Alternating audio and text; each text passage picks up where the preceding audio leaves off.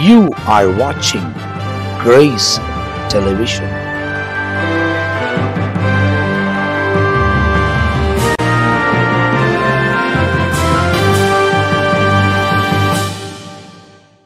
ஆண்டவரும் மர்ம ரட்சகரமாக இருக்கிற இயேசு கிறிஸ்துவின் நாமத்தில் உங்கள் யாவருக்கும் அன்பின் வாழ்த்துக்கள். இந்த நல்லதொரு கால நேரத்தில் கர்த்தர் நம்மை ஆசீர்வதித்து நடத்துகிறவராக இருக்கிறார்.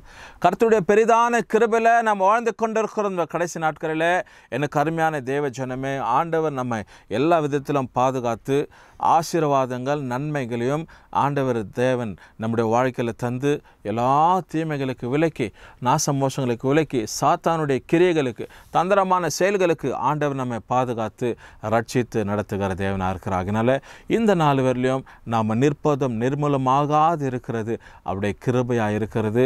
தேவன் நம்முடைய வாழ்க்கையில் மகத்துவமான செயல்களை செயல்பட்டு கொண்டிருக்கிறார். அதனால் இந்த கடைசி நாட்களில் வாழ்ந்து கொண்டிருக்க நாம் ஜாக்கிரதை உள்ளவர்களாக எச்சரிப்பின் சத்தங்களை கேட்டு தேவனை சார்ந்து வாழும்போது ஆண்டவர் இன்னும் பல விதத்தில் நம்மை உயர்த்தி ஆசீர்வதித்து நடத்துகிற தேவனாக இருக்கிறார். இன்றைக்கு இந்த காலை நேரத்தில் ஒரு வசனத்தை உங்களுக்காக இந்த கிரேஸ் தொலைக்காட்சியின் இந்த ஒளிபரப்பப்படுகிற இயேசுவோட பேசும் நிகழ்ச்சியில் உங்களுக்காக ஒரு சத்தியத்தை நான் கொடுக்கும்படிக்காக யோசிக்கிறேன். பாருங்கள், எரேமியாவின் புத்தகம் 30ஆம் அதிகாரம் வசனங்கள் 17 - 19 வரை நம்ம பார்க்கும்போது ஆண்டவர் வித்தியாசமான ஒரு காரியத்தை இந்த இடத்துல செயல்படுகிறார். எனக்கு பிரியமான தேவஜனமே, இன்றைக்கி அநேகர் வியாதியில் படுக்கையில் காணப்படுறாங்க. மருத்துவத்தில் முன்னேற்றம் கிடையாது, மருத்துவரால் கைவிடப்பட்ட நிலைமைங்க. டாக்டர்ஸுங்க இன்றைக்கி எவ்வளவோ டெக்னாலஜிஸ் உண்டு, மெடிக்கல் சம்மந்தப்பட்ட எத்தனையோ ஏற்றுமதி இறக்குமதி, அப்படி இந்த மருத்துவங்களை அவங்க ஜனங்களுக்கு ஒரு ஆரோக்கியத்தை கொடுக்கும்னு சொல்லி சோதிக்கப்பட்டு பல காரியங்களில் இந்த ஜெயமுள்ள ஒரு காரியத்தை இந்த மருத்துவரில் கொண்டு வரணும்னு சொல்லி பிரியாசம் எடுத்தோம். எவ்வளோ மெடிக்கல்ஸுங்க ஃபெயிலியர் ஆகிடுதுங்க, ஜனங்க மறித்து போகிறாங்க. ஹார்ட் அட்டாக்கு, பிரெயின் டெட்டு, இன்னும் லிவர் ஃபெயில்யூரு, கிட்னி ஃபெயில்யூர்ஸுங்க, இல்லை இன்டெஸ்டைன்ஸில் கேன்சர்ஸுங்க, இன்னும் எத்தனையோ வழிமுறைங்க, breast cancers, blood cancers, brain cancers, பல விதமான சூழ்நிலையில் ஜனங்கள் கட்டப்பட்டு இருக்கிறதான ஒரு நிலைமை. ஆனால் இன்றைக்கு ஆண்டவர் இப்படிப்பட்ட சூழ்நிலை இருக்கிறதான அநேகரை ஆண்டவர் விடுவிக்க போகிறவராக இருக்கிறார். தேவன் ஜனங்களுக்கு ஒரு மாற்றத்தை அந்த வசனத்தின் மூலியமாய் ஆண்டவர் கொடுக்கிறவராக இருக்கிறார். அதுக்கு ஆதாரமாய் ஒரு வசனத்தை நம்ம வேதத்தில் வாசிக்க போகிறோம். ஏற்கனவே உங்களுக்கு சொன்னது போல் எரேமியாவின் புத்தகம் 30ஆம் அதிகாரம் 17வது வசனத்தை நீங்கள் படித்து பார்க்கும்போது ரொம்ப அழகாக சொல்லப்படுகிறது. இங்கே வசனத்தில் வாசிக்கிறோம் பாருங்கள், ஆண்டவருடைய வார்த்தை சொல்லப்படுது என்ன அப்படின்னா, அவர்கள் உன்னை விசாரிப்பற்ற சீயோன் என்று சொல்லி உனக்கு தள்ளுண்டவள் என்று பெயரிட்டால் நான் உனக்கு ஆரோக்கியம் வர பண்ணி உன் காயங்களை ஆற்றவர் என்று கர்த்தர் சொல்லுகிறார். எவ்வளோ அற்புதமான ஒரு வார்த்தை பாருங்க.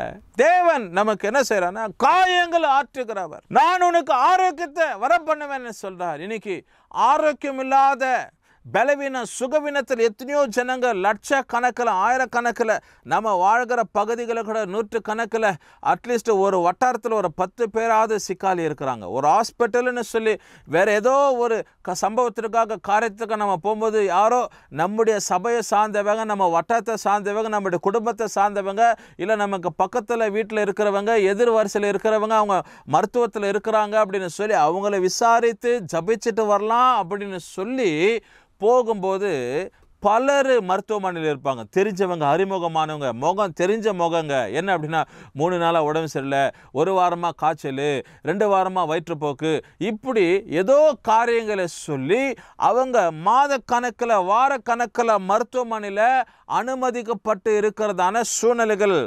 ஆரோக்கியம் இல்லாத சுகவீனத்தோடு கூட பலவீனத்தோடு கூட டாக்டர் இதை சொல்லிட்டாங்க, அதை சொல்லிட்டாங்க, மெடிசன் கண்டினியூவாக எடுத்தால் தான் சர்வை பண்ண முடியும், ஹார்ட்டில் ப்ராப்ளம் இருக்குது, பிரெயினில் ப்ராப்ளம் இருக்குது, கிட்னியில் ஃபெயில்யூர் ஆகிட்டு இருக்குது அப்படின்னு சொல்லி இன்றைக்கு பல காரியங்கள் அநேகரை நாங்கள் கண்கூட பார்க்குறோம். இப்படி போல சம்பவங்கள் ஊழியக்காரருங்க அநேகர் சந்திக்கிறது உண்டு. தேவச்சனமே, இந்த கால நேரத்தில் இந்த வசனம் பாருங்க, உங்கள் வாழ்க்கையில் எப்படிப்பட்ட சூழ்நிலை நீங்கள் போயிருந்தாலும் பரவாயில்ல, ஒருவேளை தீராத தலைவலி, டாக்டர் சொல்லிட்டா மைக்ரைன், ஹெட்டேக்கு, தண்ணியில் கையே வைக்கக்கூடாது, துணியை துவைக்கக்கூடாது, கூடாது, ரெஸ்ட் எடுத்துனே இருக்கணும்.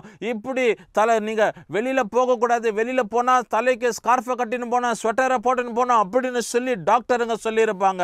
மைக்ரைன், ஹெட்டேக்கு, சைனஸ் ப்ராப்ளம் இருக்குது அப்படின்னு சொல்லி, இல்லை மூச்சு திணறல் உண்டு, வீசிங் ட்ரபிள் உண்டு அப்படின்னு சொல்லி ஏதாவது சொல்லியிருப்பாங்க.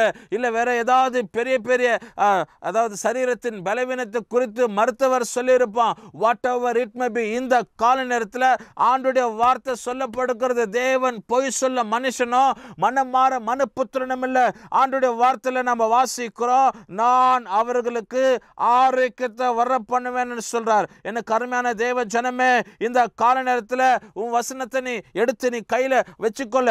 ஆண்டவருடைய வசனத்தை எடுத்து கையில வச்சுக்கொண்டு தேவனை விசுவாசமா நீ ஜெபம் பண்ணுவேனால் ஆண்டவருடைய காரியங்களை மாற்றி போடுகிற தேவனா இருக்கிறார். அதனால தான் நான் உனக்கு ஆரோக்கியம் வர பண்ணி உன் காயங்கள் ஆற்றவன் என்று சொல்லி ஆண்டவர் சொல்லப்பட்டிருக்கிற வார்த்தை இந்த காரணத்தில் உங்க வாழ்க்கையின் விசுவாசத்தை தூண்டுதலுக்காக, உங்க வாழ்க்கையில் அமர்ந்தப்பட்டிருக்கிற காய்ந்து போய் இருக்கிற எல்லா நிலைமையில் இருக்கிறதான நிலையிலிருந்து ஆண்டவர் உன்னை உயிர்ப்பிக்கணும்னு சொல்லி இந்த வார்த்தையை உனக்கு நேராக கொண்டு வந்து கொண்டிருக்கிறேன். அதே தொடர்ச்சியா 19வது வசனத்தை வாசிக்கப்படும் போது ஆண்டவருடைய வசனத்தில் நம்ம வாசிக்கிறோம், அவர்களிடத்திலிருந்து ஸ்தோத்திரமோ ஆடல் பாடல் சத்தமும் புறப்படும், அவர்களை வர்த்திக்க பண்ணுவேன், அவர்களை குணமாக்குவதில்லை, அவர்களை அதாவது மகிமைப்படுத்துவேன், அவர்களுக்கு சிறுமைப்படுவதில்லை அப்படின்னு சொல்லி ஆண்டுடைய வார்த்தையில நம்ம வாசிக்கிறோம். சிறுமை என்ற காரியம் இருக்காது, குணப்படல அப்படின்னு சொல்லப்பட்ட வார்த்தை இருக்காது.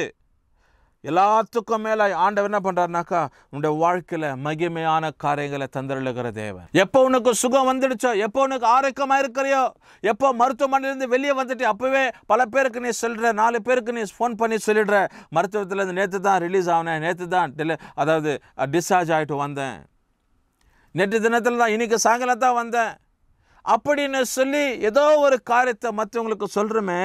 இதுதான் தேவன் உனக்கு கொடுத்திருக்கிற மகா பெருமகை. எத்தனையோ ஜனம் மருத்துவத்துக்குன்னு போது வீட்டுக்கு சடலமாக திரும்பி வருகிறது உண்டு. நல்ல விதத்தில் போயிருப்பாங்க, ஆனால் வீட்டுக்கு வரும்போது எத்தனை ஜனம் இன்னைக்கு சடலமாக வந்திருக்குது.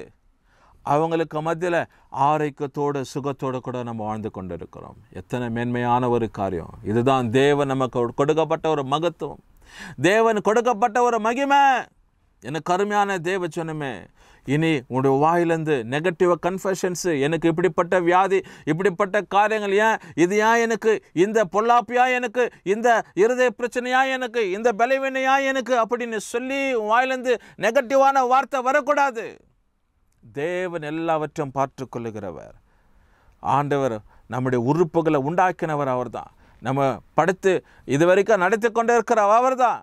அவருக்கு தெரியாதா எந்த நிலையில் தம்முடைய பிள்ளைகளை வைத்துக்கொள்ள வேண்டும் என்று சொல்லி நெகட்டிவான வார்த்தை இல்லைன்னு சொல்லப்படுகிற, ஏன் எனக்கு இப்படின்னு சொல்லப்படுகிற வார்த்தை ஒரு நாளுடைய வாயிலிருந்து புறப்பட வேண்டாம். கர்த்தர் என்னை முற்றிலுமாக பாதுகாத்திருக்கணும், அவரை சார்ந்திருக்கிறேன், தேவனுடைய சமூகம், தேவனுடைய ஆசீர்வாதம், தேவனுடைய வார்த்தை, தேவனுடைய பிரகாரம் என்னை முற்றிலுமாக நடத்தும் அப்படின்னு சொல்லி தேவனை முற்றிலுமாக சார்ந்திருங்க. கர்த்தர் உங்களை ஆசீர்வதிக்கிறவராக இருக்கிறார். ஜெபிப்போம். நல்ல பிதாவே, துதிக்கிறோம் இந்த காலநேரத்துக்கு நன்றி.